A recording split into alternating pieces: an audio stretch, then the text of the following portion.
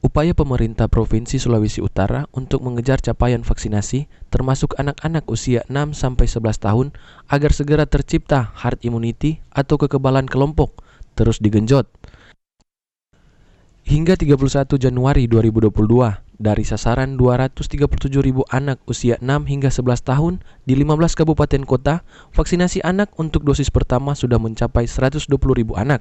Mungkin sampai hari ini kita sudah setengah dari total populasi anak usia 6-11 di Sulawesi Utara sudah mendapatkan vaksin dosis 1, karena kemarin hari Sabtu itu 49,sekian%.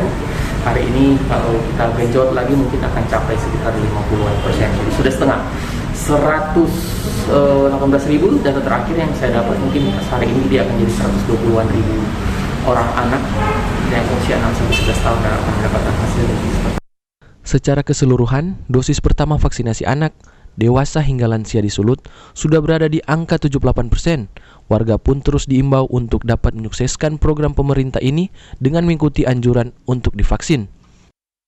Paul Baole melaporkan untuk Kawanua TV.